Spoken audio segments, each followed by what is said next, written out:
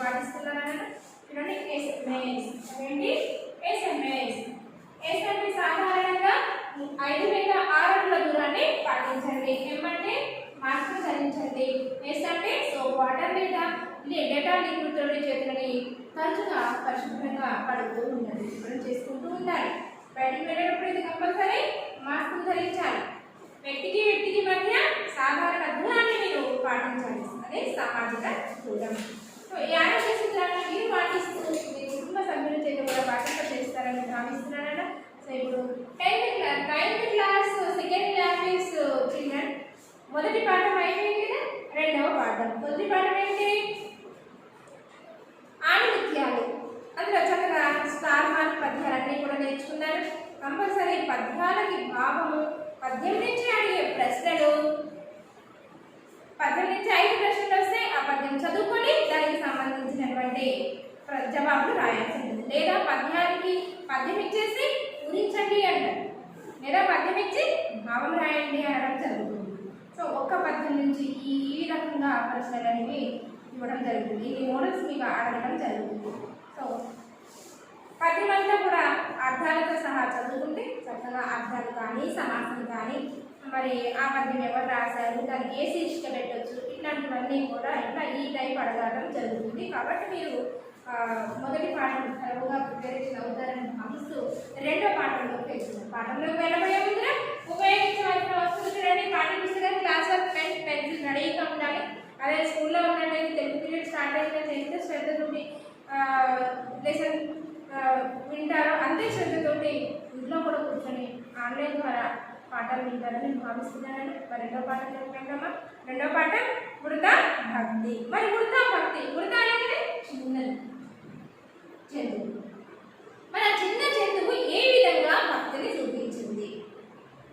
ఏ విధంగా భక్తిని చూపించింది అంటే మనకి అందరు దేవుళ్ళు ఉన్నారు, ఆ భగవంతుడికి సంబంధించినటువంటి మానవులే భక్తి అనేది కనబరిచారు. ఎగ్జాంపుల్ వెంకటేశ్వర స్వామికి, కలియుగ వెంకటేశ్వర స్వామికి అన్నమయ్య ఎన్నో గొప్ప గొప్ప పాటలు రాశాడు. అన్నమయ్య ఒక గొప్ప భక్తుడు. మరి శ్రీరాముడికి శ్రీరామదాసు, భక్త రామదాసు, ఆయన వేరే పడిపోయింది భక్త రామదాసు అని, రాముడికి దాసోహమైన వాడు అని. అలాగే శ్రీరామచంద్రుడికి హనుమంతుడు కూడా గొప్ప భక్తుడు. సో అట్లా మనకి పురాణాల ప్రకారంగా చూసుకున్నట్లయితే ఇతిహాసాల్లో ఆయా దేవతలకి, ఆయా దేవుళ్ళకి భక్తులు అనేవాళ్ళు ఉంటారు. అలాగే ఇక్కడ ఉడతా భక్తి, ఉడతా అంటే ఉడత ఏ విధంగా భక్తిని కనబరుచుంది. సో చూడండి, ఈ విషయం మనం చెప్పుకోబోయే ముందు జంతువులు కూడా మన పట్ల విశ్వాసాన్ని కలిగి ఉంటాయి, మన పట్ల మానవుల పట్ల భక్తిని కలిగి ఉంటాయి అనే ఉద్దేశం మనకి పాఠంలో తెలియదు. ఏ విధంగా అంటే జనరల్గా మనకి ఇప్పుడు ఈ సిచ్యువేషన్, ఇప్పుడు ప్రస్తుత కాలంలో అయితే వాటి వార్త వింటున్నారు. ఇంట్లోనే ఉంటే సుశాంత్ సింగ్ సర్ఫెట్ చనిపోయాడు కదా, సినీ నటుడు. ధోని బయోగ్రఫీలో నటించాడు చూసారా. సుశాంత్ సింగ్ ఆయన ఆత్మహత్య చేసుకున్నాడు. ఏదో కారణాలు ఉండొచ్చు, కానీ ఆయనతో పాటు పెరిగినటువంటి పెంపుడు జంతువు కుక్క ఉంది చూసారా, ఆయన కనపడకపోవడము, ఆయన మరణించిన తర్వాత ఆయన మొబైల్లో మొట్టమొదటి వచ్చినటువంటి ఫోటోని చూస్తూ ఉండేది. ఆయన చనిపోయింది, మొదలు కనపడట్లేదు కదా, మరి ఆయన కనపడని కాడి నుంచి అది దిగాలుగా ఉంటుంది. ఆయన పెట్టని తినేదట, ఆయన పెడితేనే తినేదట. మరి ఆయన లేడు, ఎవరు తెచ్చి పెడతారు? అలా తినకుండా ఆయన మీద ప్రేమతోటి తన యొక్క ప్రాణాలను కూడా ఇచ్చింది. ఖచ్చితంగా వారం రోజులే పెట్టింది. అది కూడా ఆ ఫోను మీరు యూట్యూబ్లో కానీ టీవీలో కానీ ఈ మధ్య బాగా చూపించారు కదా. ఆయన చనిపోయిన వారం రోజులు అదే న్యూస్. ఏదైనా ఒకటి పట్టుకుంటే తిరిగి బ్రేకింగ్ న్యూస్ అని కావాలి కదా అది. మరి పెంపుడు కుక్క, పెంపుడు జంతువు ఏ విధంగా మన మానవుల పట్ల విశ్వాసాన్ని కనపరిచిందో తెలుస్తుంది. అలాగే ఇంకొక ఇన్సిడెంట్ కూడా జరిగింది మన రీసెంట్గా. అంటేనే ఒక కుటుంబంలో పాము కచ్చి యజమాని చంపిపోయింది. పాము కాటికి యజమాని బలి కాబోయాడు. కానీ ఆ పెంపుడు కుక్క చూసి దానికి అడ్డం వెళ్ళింది. అడ్డం వెళ్ళేసరికి ఆ పాము పిలిచినటువంటి విషము కుక్కపై పడింది. కుక్క అడ్డుపడింది, యజమాని ప్రాణాన్ని రక్షించింది. దాని అనుభవం ఏదైతే అది చనిపోయింది. సో మన పట్ల అంత ప్రేమ కనపరిచిందని ఆ కుటుంబ సభ్యులంతా కూడా గోరుగా నిలిపించారు. సో ఏంటక్కడ మనం అందుకే అంటారు కుక్క విశ్వాసం గల జంతువు అని. మన ఇంట్లో ఉంటాము, మన కాళ్ళ మధ్యనే మన మధ్యనే తిరుగుతూ ఉంటుంది. మనం లేకపోతే నిమిషమైనా అది ఇలా వచ్చేస్తుంది మీదకి నాకుతుంది నాలుగు అంటే మన పైన అంత ప్రేమని చూపిస్తుంది అన్నమాట. సో ఈ రెండు నిదర్శనాలు చెప్పచ్చు కదా, మన పైన ఎంతో భక్తి ప్రేమ ఆప్యాయత కలవాలి. సో మనకి పురాణాల నుంచే మనకి చిన్న చిన్న పక్షులు జంతువుల సైతం కూడా భక్తితో మెలుగుతున్నాయి, వాటి యొక్క ఉదారత భావాన్ని చాటి చెప్పుతున్నాయని తెలుసుకున్నాం. అందులో భాగంగానే మనకి ఉడతా భక్తి అనే పాఠాన్ని గోన బుద్ధారెడ్డి మనకి కథా ప్రక్రియ రూపంలో పరిచయం చేయడం జరుగుతుంది. దానిలో వెళ్ళబోయే ముందు టెక్స్ట్ బుక్ పేజ్ నెంబర్ 12 చూడండి. ఇక్కడ ఒక చిత్రం ఇచ్చారు చూసారా, ఈ చిత్రాన్ని గమనించండి. ఈ చిత్రంలో ఏముంది, అసలు ఆ పిల్లలు ఏం చేస్తున్నారు, అసలు ఎవరెవరున్నారు చిత్రాన్ని ఒక్కసారి చూడండి. టెక్స్ట్ బుక్ ఉంది కదా మీ దగ్గర, ఆ చిత్రాన్ని చూడండి. ఆ చిత్రంలో వీళ్ళందరూ ఏం చేస్తున్నారు, ఇక్కడ 4 ప్రశ్నలు ఇవ్వడం జరిగింది. ఆ 4 ప్రశ్నలు నేను ఇప్పుడు అడుగుతాను, మీరు అక్కడే కూర్చొని ఆలోచించి వీళ్ళు చేసే పనిని చెప్తారని అంటే. మొట్టమొదటి ప్రశ్న, పై బొమ్మలో మీకు ఎవరెవరు కనిపిస్తున్నారు? పైన బొమ్మలో ఈ చిత్రం ఉంది కదా, ఈ బొమ్మలో మీకు ఎవరెవరు కనిపిస్తున్నారు? ఒక బాలిక, 4 బాలురు కనిపిస్తున్నారు కదా. వారు ఏం చేస్తున్నారు? మరి వీళ్ళందరూ కూడా ఏం చేస్తున్నారు? ఇది పాఠశాల ప్రాంగణమా లేదా వాళ్ళు ఆడుకునేటటువంటి ఆట స్థలమా? ఒకసారి గమనించండి. కాదు, ఇది రహదారి. రహదారిలా అనిపిస్తుంది కదా, రహదారి. చూడండి ఇక్కడ రోడ్డుకి మరమ్మతులు చేస్తున్నారు. చూడండి వారు ఏం చేస్తున్నారు, బాలబాలికలు వారి ఊరి రోడ్డును బాగు చేసుకుంటున్నారు. అది రహదారి. వాళ్ళ ఊరి యొక్క రహదారిని బాగు చేస్తున్నారు. బాగు చేయడం అంటే గుంటలు గుంటలు, వర్షం వస్తే నీళ్లు నిలబడడం, ఆ గుంటలు వచ్చేసి అదంతా రోడ్డు పాడైపోవడం, గుంతలు గుంతలుగా ఉంది. గుంతల్లో మరి వాహనాలు వెళ్ళేటప్పుడు ఎగురు ఎగిరి పడడం చేస్తే ఆ టైర్లు కూడా పాడైపోతుంటాయి. సో ఈ విధంగా ఆలోచించి వాళ్ళ ఊరికి రోడ్డుని బాగు చేస్తూ ఉన్నారు. రోడ్డుపై పడిన గుంటల్ని ఊడ్చి సమానంగా సరి చేస్తూ ఉన్నారు. అదే పని చేస్తున్నారు కదా. ఆ గుంటలు ఎక్కడైతే ఉన్నాయో ఆ గుంటల దగ్గర మట్టి తీసుకొచ్చి పోస్తున్నారు. ఈ అమ్మాయి ఏమో నీళ్లు పోసి సదనం చేస్తుంది. దాన్ని పూడ్చి వేసి నీళ్లు వేసి గట్టి నీళ్ళు వేయడం వల్ల ఏంటి, గట్టిగా బిగుసుకుంటున్నాం. 4వ ప్రశ్న చూడండి, మీరు ఎవరికి? 3వ ప్రశ్న చూడండి, వారు చేసే పని వల్ల ఎవరికి మేలు జరుగుతుంది? సరే వీళ్ళు చేస్తున్నారు, ఊళ్ళో అంతమంది పెద్ద మనుషులు ఉన్నారు, మరి గ్రామ సర్పంచ్ ఉంటాడు, ప్రెసిడెంట్ ఉంటాడు, మరి ప్రభుత్వం వాళ్ళు ఉంటారు, రోడ్లు భవనాల శాఖ మంత్రి ఉంటాడు.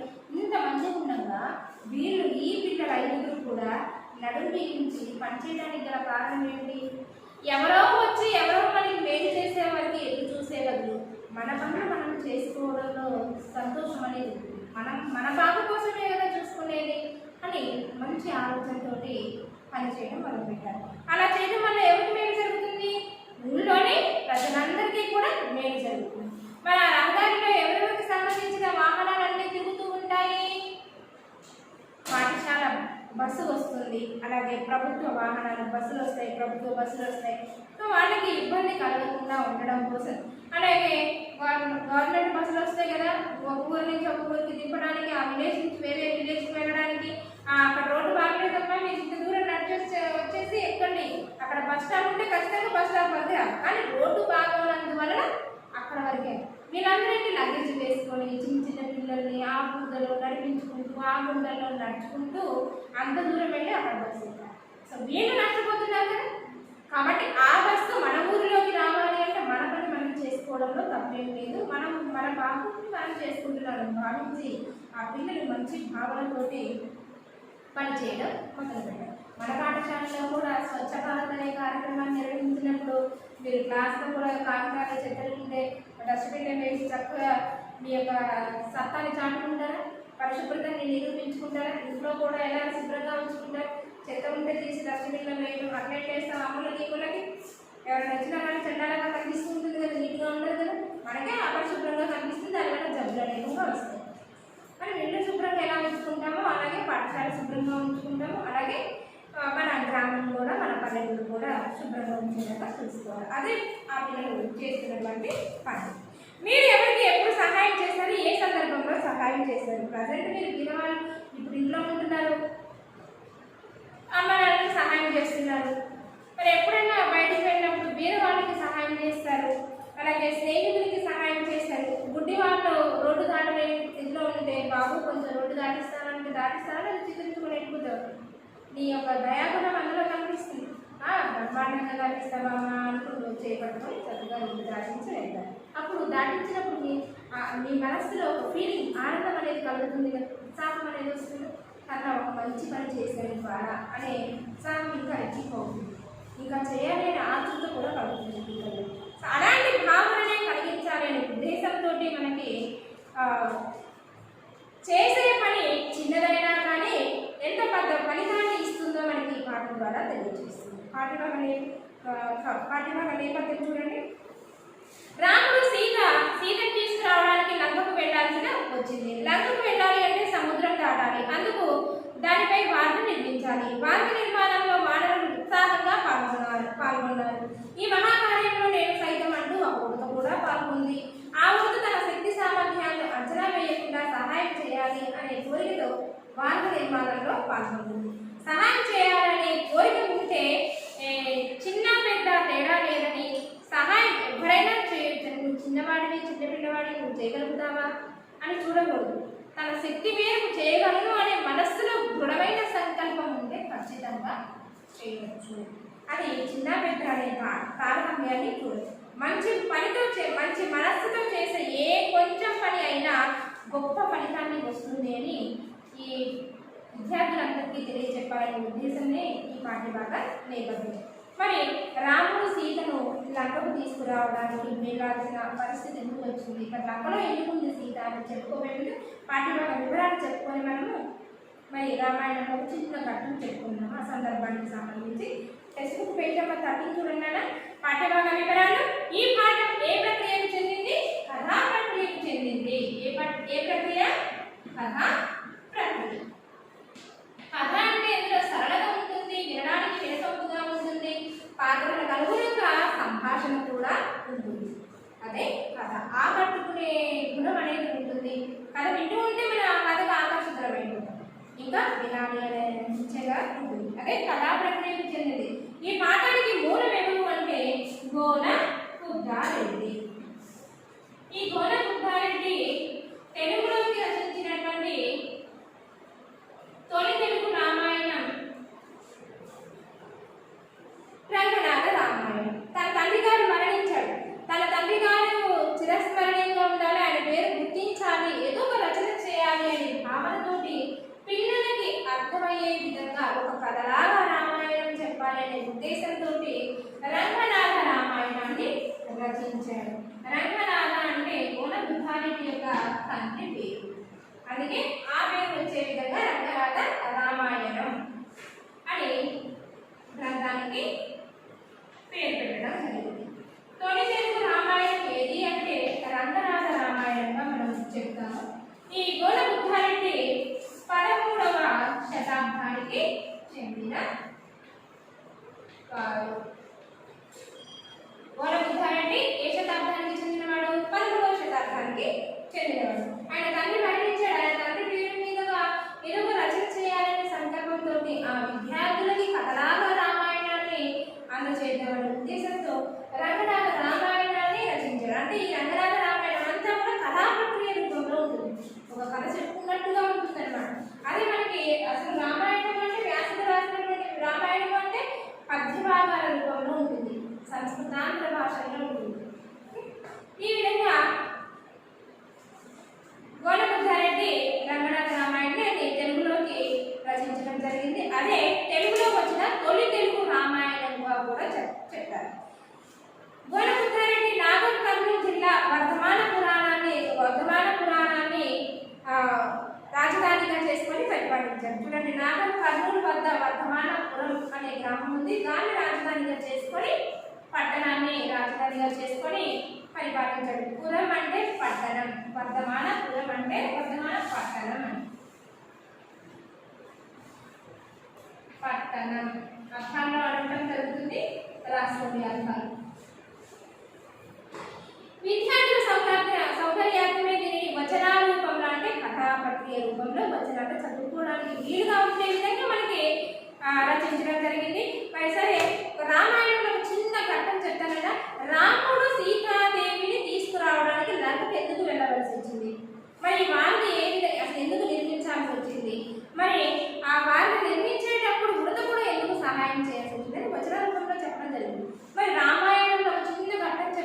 పాఠంలోకి వెళ్ళబోయే ముందు మరి రాముడి యొక్క తండ్రి దశరథ మహారాజు, మరి సీతాదేవి తండ్రి జనక మహారాజు. ఒకరోజు ఆమె అంతఃపురంలో తన చలికెత్తలతోటి తన స్నేహితురాళ్ళతోటి ఆడుకుంటూ ఉంటుంది. సీతాదేవి ఆడుకుంటున్న సమయంలో ఆ యొక్క పూలబంతి ఒక బండ కిందకి వెళ్తుంది. ఆ బండ పైన ఏముంది? శివధనస్సు ఉంది. ఆ శివధనస్సు ఆ వంశానికి వంశపారంపర్యంగా తన తాత ముత్తాతల కాలం నుంచి వస్తున్నటువంటి శివధనుడు, శివుడే ప్రత్యక్షంగా ఆ వంశానికి ఇచ్చినటువంటి ధనస్సు. అలా ఈ జనక మహారాజు తర్వాత తరం నుంచి అలా వంశపారంపర్యంగా వచ్చింది. తన వంతు వచ్చింది. తన వంతు వచ్చేసరికి అది అక్కడ ఉంది. దాన్ని ఎవ్వరూ కూడా కదిలించలేరు. అతి శక్తివంతమైనది, చాలా బరువు కూడా ఉంటుంది. దాన్ని ఎవ్వరు కూడా కదిలించలేదు. వాళ్ళ వంతు పట్టుకున్నాక నాకు నుంచి కూడా కదలదన్నమాట. అయితే ఆడుకుంటూ ఉండగా బంతి అక్కడికి వెళ్ళింది. చెలికత్తెలు వెళ్ళి తీసుకురావడానికి ప్రయత్నం చేశారు, కానీ అది జరగలేదు. ఆ మాట వచ్చి సీతాదేవికి చెప్పారు. సరే అని చెట్టుకుని వెళ్ళింది. ఆ బలని ఆ బెంచి పైన ఉన్నటువంటి శివధనస్సు ఉంది కదా, అది చాలా బరువు ఉంటుంది. మరి బెంచ్ కూడా బరువే ఉంటుంది కదా, ఆ యొక్క బరువుని మోస్తున్నది బల్ల. సో మరి బరువే ఉంటుంది కదా, చాలా అవలీలగా ఈ బలని ఇట్లా నెట్టేసి బంతి తీసుకొని చెంగుని ఎదుర్కొంటే ఆ దృశ్యాన్ని తన తండ్రి జనక మహారాజు చూశారు.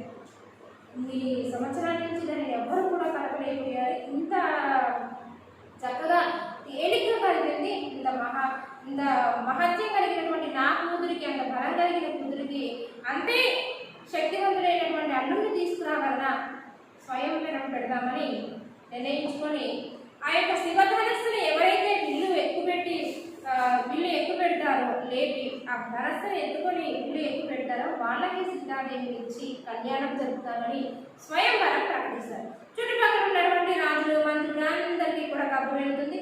అలాగే దశరథ మహారాజు అంటే ఈ రామ లక్ష్మణులకి ఈ విధిని చెప్పినటువంటి విశ్వామిత్రుడు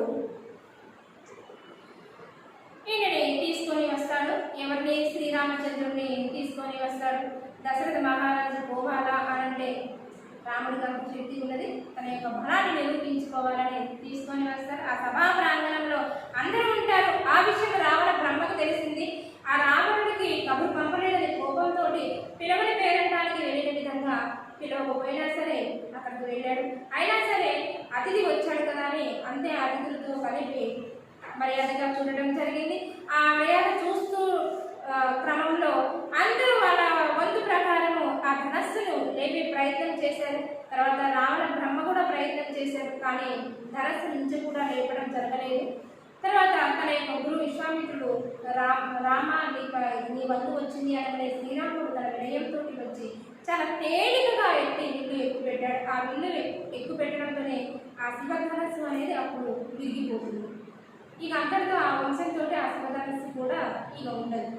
సో అంతవరకే వంశపారంపర్యంగా అంతవరకు వచ్చింది. సో ఆ విధంగా సీతాదేవిని పెండాడాడు శ్రీరామచంద్రుడు. ఈ పెండాడిన క్రమంలో పెళ్ళైన తర్వాత కైకేయి తన కుమారుడైనటువంటి భరతుడికే పట్టాభిషేకం జరపాలని నిర్ణయించుకుంది. శ్రీరాముడికి పట్టాభిషేకం చేయాలని దశరథ మహారాజు అనుకున్నాడు, కానీ కుదరలేదు. ఇక 3 వరాలు ఒకప్పుడు కోరింది. ఆ 3 వరాలు ఇప్పుడు కోరుకోవడంతో తను ఏమని కోరుకుంది? శ్రీరాముడు 14 సంవత్సరాలు వనవాసానికి వెళ్ళాలి, నాయకు కొడుకు భరతుడికి పట్టాభిషేకం జరపాలని. ఇక పుత్ర వియోగమా అని శోకించి దశరథుడు ఈ విధంగా చనిపోవడం. ఈ విధంగా వీళ్ళు కూడా మరి భర్త ఎక్కడ ఉంటే అక్కడే ఉంటాను, భర్త అడుగుజాడల్లోనే నేను ఉంటానని సీతాదేవి, తన అన్నాన్ని విడిచిపెట్టి నేను ఉండలేను, నీ అడుగుజాడల్లో నేను ఉంటానని లక్ష్మణుడు. ఈ విధంగా అడవులకి 14 సంవత్సరాలు పైన. ఆ క్రమంలో రావణుడు సీతాదేవిని ఎత్తుకొని వెళ్ళాడు లంకకు. నాకు దక్కనిది ఎవరికి దక్కకూడదు, ఎట్లయినా దక్కించుకోవాలి సీతాదేవి, అంత సుందరమైన అందమైన సీతాదేవి నా సొంతం కావాలని తీసుకొని వెళ్ళాడు. ఆ క్రమంలో వెతుకులాడే సమయంలో వానరులు సాయం చేశారు. ఎక్కడ ఉంది? లంకలో ఉందని తెలిసింది. ఆ క్రమంలో జరిగినటువంటి కథ. ఆ క్రమంలో వృద్ధ కూడా తన యొక్క భక్తిని చాటుకుంటాడు. అది కథ. మరి ఏ విధంగా చాటుకున్నది అనేది తర్వాత తెలుసుకుందాం కన్నా ఈరోజు హోంవర్క్ రాసుకుంటాం. రైట్ లెసన్ 2 కవి పరిచయం.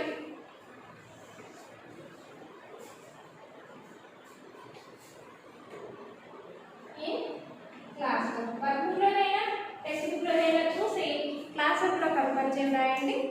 మరి తర్వాత క్లాస్లో పాఠం చెప్పుకుందాం. God bless you children. ధన్యవాదాలు.